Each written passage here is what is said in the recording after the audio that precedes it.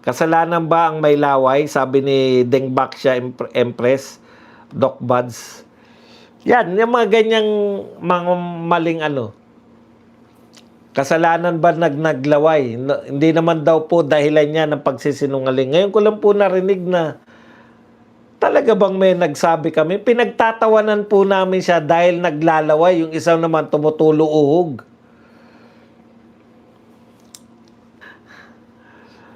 Backfoot, yung bagyo ngayon, malamang isisina naman ni to BP Sara Duterte dahil ang pangalan ng bagyo ay Inday, as in Inday Sara. Takot na takot sila sa mga... Hindi po kayo... Wala po kayong napakita. Sa totoo lang po yung mga nagsabi may fireworks daw po next week. Wala nga kayo napakitang fireworks ngayon. Fireworks na naman daw. Anong fireworks nyo? Ba't naman gagawin pa? Sir Bad, sabi po sa rally, pwede daw taong bayan mang-aresto sa mga magnanakaw ng pera ng taong bayan basta lalabas po lahat ng Pilipino. Totoo po ba? Meron naman po yung tinatawag na citizen's arrest. No? Arestuin ka pag ikaw ay wari. Pwede naman po yun, nasa batas po yun, citizen's arrest. Kaya lang, may kaso ka dapat. Pwede ka ma-arestuin lang na kahit sino. Kidnapping yun pag inaresto mo sila. Kunwari, meron kang wanted ka, limbawa. Pwede po mang-aresto yung mamamayan pag wanted ka. Sino nag-isip ng angel barrier na pula na pangharang sa baha? Sarap lunurin. Hindi ko rin nga alam eh.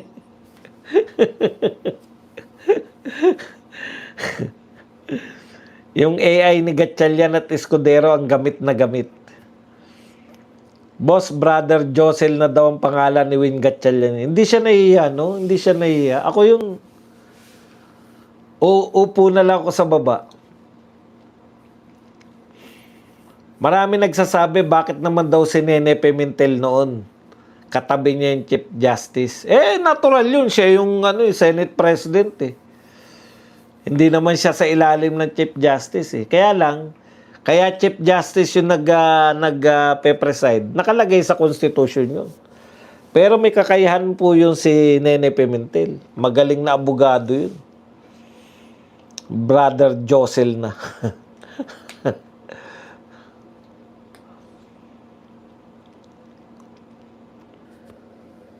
Boss Buds, bakit anong problema ni Lacson kung si Marcoleta ay nasa PNP hospital? Meron ba sa Constitution? Bawal.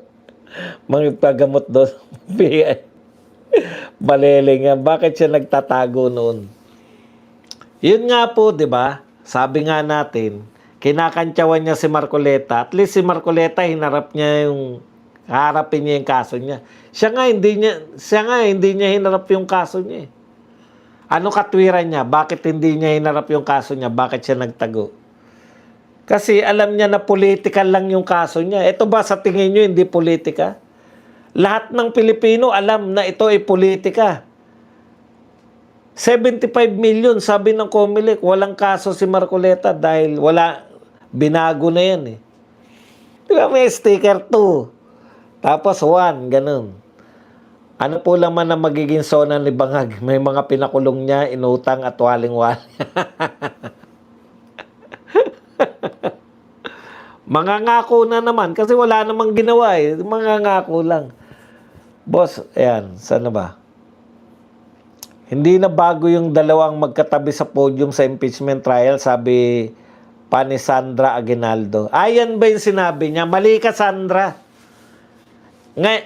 Eto Sandra, aralan kita ng konti kasi hindi ka naman nag-aral ng kumbaga, patas lang hindi naman patas. Lamang pa ako sa iyo dahil talagang pwedeng ituloy ng yung kurso ko eh. Eto yan Sandra Aguinaldo. Yung sinasabi mo na dalawa noon, si Chief Justice, makinig ka Sandra, para hindi ka sexy Sandra, makinig ka. Maganda yung mukha niya no? Kaya lang yung season pala yung sinasabi ko yata. Oo nga pala, hindi pala. Si Season pala yun, yung tumaba na. Maganda yung si Season eh. Anong pangalan ng Season? Oh, Season din ha. Eto yan ha. Kaya dalawa, kasi Senate President si Nene Pimentel. Kaya siya nasa taas. Kasi Senate President siya eh. Connie Season yung maganda. Iba pala yung Sandra Aguinaldo. Pare, humabol na sa pagtaba si Connie. Nung bago pa yun, ganda naman ito reporter na to. Biglang tumaba din eh. Tumataba yung mga ano, kasi idol yata nila si Jessica Soho, yung mga taga-GMA. O ano yan? Ay hindi, si Mel Chanco naman eh. Kahit tumanda na, hindi naman siya eh. Baka idol lang talaga nila. Hindi naman siguro required na maging mataba sila. Okay. Yun pong ano, Sandra Aguinaldo, hindi po yun dahil choice nila. No? Hindi po choice ng Senate yun. Yun ay naaayon sa saligang batas. Kaya naroon si Davide. Eto. Pwedeng isa lang. Katulad nung impeachment ni Corona. Senate President lang. O dahil po sila, ang ibig sabihin po niyan, no, Sandra Aguinaldo, walang kakayahan yung mga idolo mo. Walang kakayahan si Gatchalian eh. Kaya, inano niya yung ano, yung nagpanukala sila na si Chis Escudero na lang. O, yan yung sinasabi natin na nag-ambisyon sila na wala naman silang kakayahan. Dati kasi Senate President lang. Buhat po na si Tito Soto ay naging Senate President, nag-ambisyon na lahat yung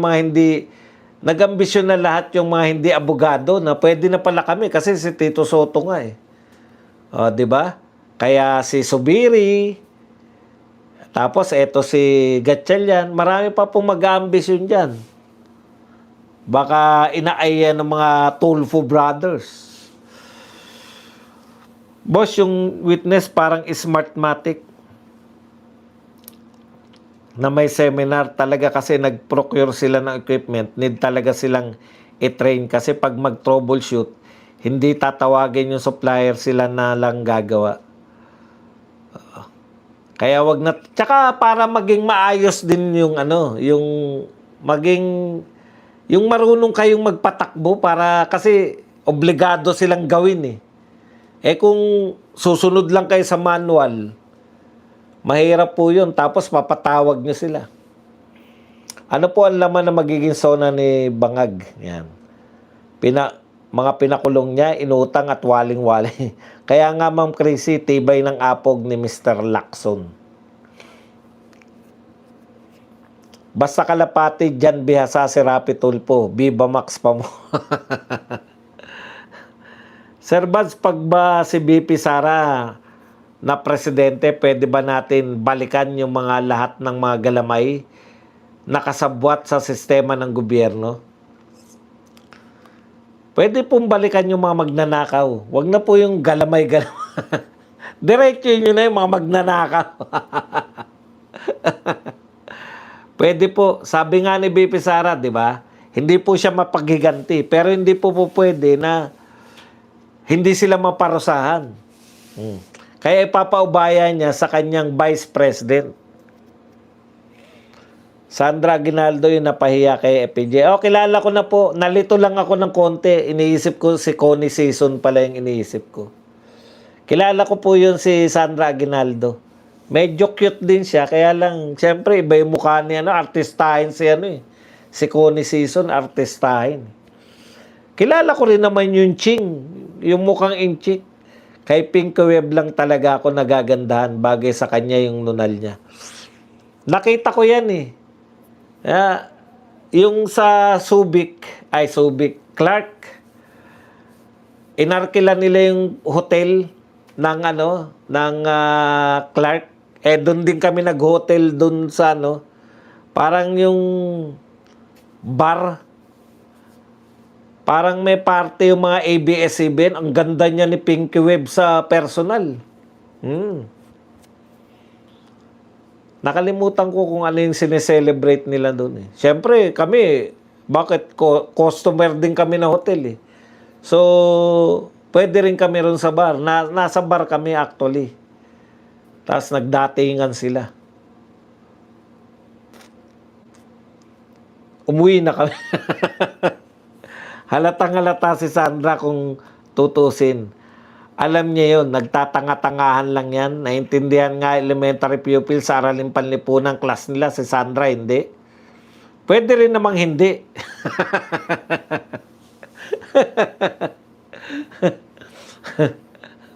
Shoutout Boss Badong watching from Bahrain. May sagot si Marco sa mga pera maleta. Sabi niya, wala tayong magagawa. Ganun man talaga sa gobyerno, kickback nila yun. Wala tayong magawa. Oh, yun nga, no? Nakakabwisit yun, no? Sasabihin niya, dapat magbago na sila. Magbago? Anong ginagawa mo bilang presidente? Boss Buds, kapag mag-absent ba si Gatchalian, ipapalit daw rebulto. Kaso, parehas din naman. Ang pagkakaiba ng Saudi boys tsaka mga seaman, seaman talaga ang mga mahiyaman, no? Yung seaman, no? Pucha, Voltes 5 yung, Voltes 5 na kinakabit-kabit. Grabe tong laruan nyo. Nakangangalang kami. Habang naglalaro sila, di ba tayong yung mga mahirap lang, baka sa inyo, rich kid yung iba. Yung bawat mga mayayamang tao sa isang mahirap na komunidad, yung mga seaman, merong bukasan talaga para sa mga TV. Nakikinood yung mga batang yagit. Nakikinood tayo.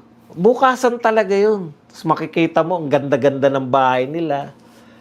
Tapos, PX good ang tao sa mga dilata. Yung mga dilata nung araw, ano yan eh, yung pag may mga patong-patong ka na dilata ng mga spam, ganun. Mga ano yan, nabibili mo sa mga PX good. PX goods yung tawag eh. Di ba? PX goods ang tawag dyan. Mga rich kid kayo niyan. Kasi may patong-patong kayo na dilata. Spam, ano pa ba yung mga patong na yan?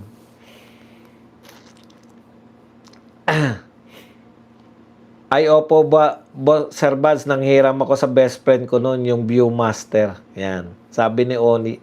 More pindot likes mga viewers Nintendo. Shoutout everyone. Nung bata pa ako, Doc Buds, nawili ako sa Viewmaster. Akala ko talaga totoo yung nasa picture. Parang HD din yun. Di ba? Dan likes. Viewmaster boss noon, uncle ko nag-Saudi. Ngayon ako naman ang nasa Saudi. Yan. Dami dolyari seaman, lalo ngayon, ginawang 62. Gusto na nila BBM. PX Club boss, yan. Ako dati, Buds, nakikinood sa kapitbahay tapos biglang isasara na bintana.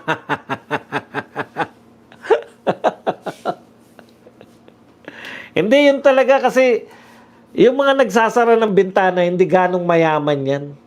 Yung mga mayayaman talaga, yung mga anak, yung mga seaman talaga, katulad nila Alin Lagring, na asawa niya seaman, tapos meron siyang sari-sari store na malaki. Sa gilid, talagang bubuksan yan kasi may anak siya na bata rin. Kasing idaranin namin na gusto nilang inggitin kami. Ganun talaga. Tama. Ito pa laruan lagi ng mga Saudi boys. Yung unggoy na pumapalakpak. Puta, nakanganga ako ron. Tindi nitong ano na to, unggoy na to. Naalala niyo yan? Mga pumapalakpak na unggoy. Tindi, no? Si Aling Lagring asawa. Hindi si Aling Lagring talaga.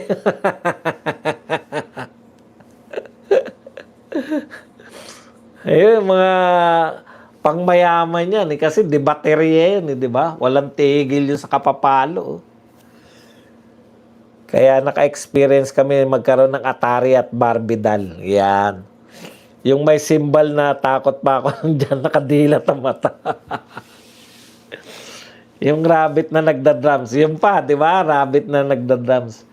Pag simang ka, pag nauwi, mga kwintas, puro hugis angkla, sikat na sikat. Energizer ang battery.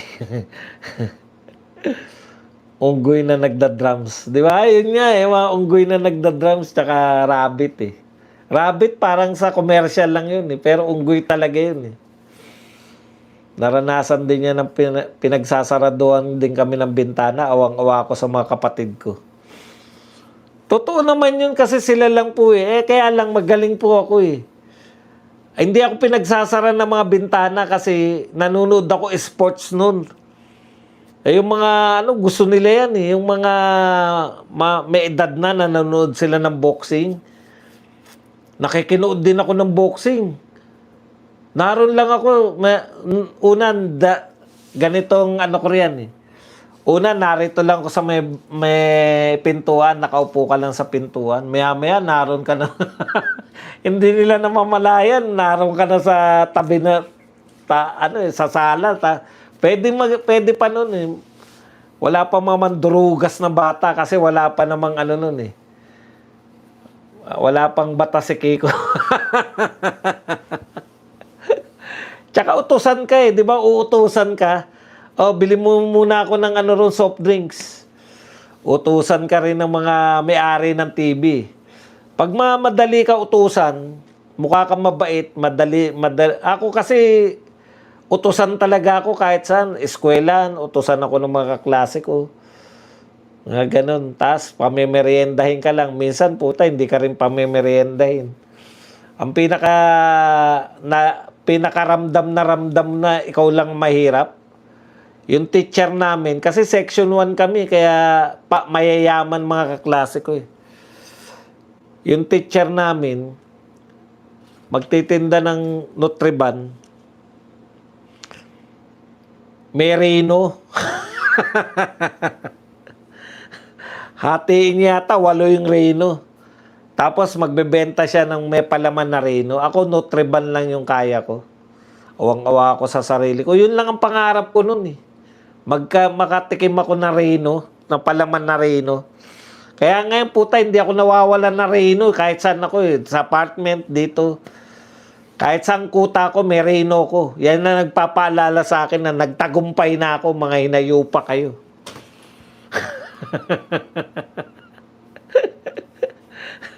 Yan Reno ang sukatan ko eh. Puta, made ka na. Pag nakatikim ka na ng Reno. Yun lang. Tangin, ako lang ang walang Reno. Sa Nutriban, ako lang ang di nakakabili ng Reno. Kaya yung mga teacher yan. Pabibiling ka na Yossi. May mga yung mga teenager naman, tatambay ako kasi sa mga kwentuhan, mahilig akong makinig. Ayaw akong makinig sa mga bata, wala kang mahita eh. Nakanganga ako dyan sa mga bata, tapos pabibili na ako niyan. Bili ka ng bata matamis. Di ko alam kung bakit bata matamis, na-realize ko, puta, rolling paper pala nila.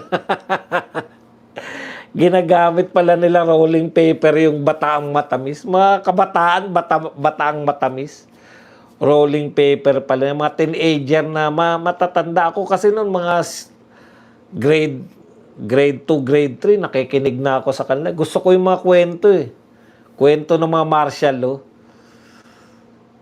Yung mga yung panahon kasi ng martial law, lihim ang lahat. Kaya dyan ko nabalitaan, putya, si Bongbong patay na yan. Hindi na yan yung Bongbong. Ganun yung mga chismis nun eh. Ang pumatay dyan si Victor Wood. Dahil karibal ni Victor Wood si Bongbong. Tindi ng mga kwentuhan, no? Nakanganga naman ako. Puta, ganun pala. Tapos tatanong ko sa nanay ko, Nay, patay na pala si Bongbong Marcos. Huy, huwag ka maingay. Baka may makarinig sa'yo. Alam mo, na-realize ko yung ganun ng martial law. Yung, puta ngayon, kahit pag nagkwentuhan tayo, wala lang eh.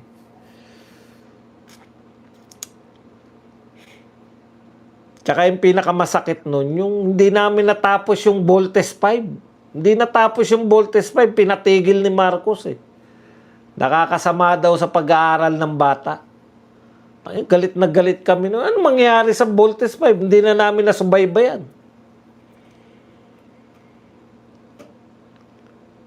Yung analisa.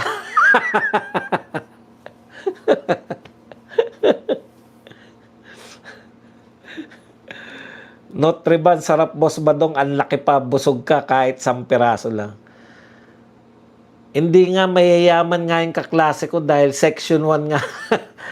Ilang beses ko ba ulitin na section 1 kami? Ako pinakamahirap sa section 1. Boss, nung nasa Saudi uncle ko, sarap na sarap kami sa unang tikim ng Maggi Bouillon. Ah, yung Maggi Bouillon, no? Cubes. Sabaw lang na may cubes inulam. Yan yung talaga matatandaan mo na parang pangmayaman eh, no?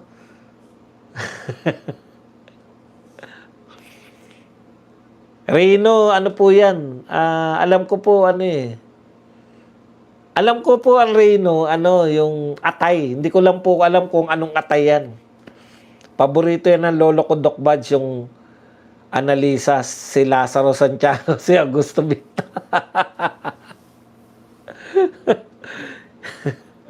Kasi bago magbalita yata yung ano, bago magbalita yung Voltes 5, 'di ba? Parang ganun 'yun eh.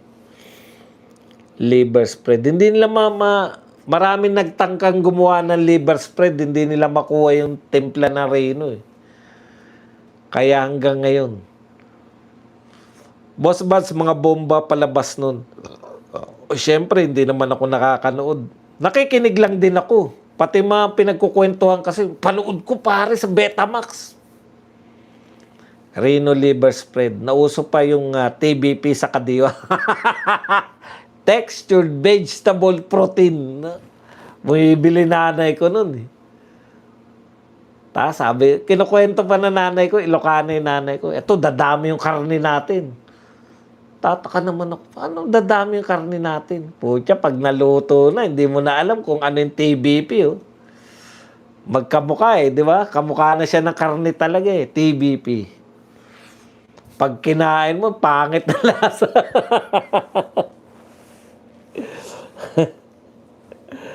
Nutriban kasama ng bulgur. Hindi ko talaga alam kung ano yung bulgur na sinasabi nyo.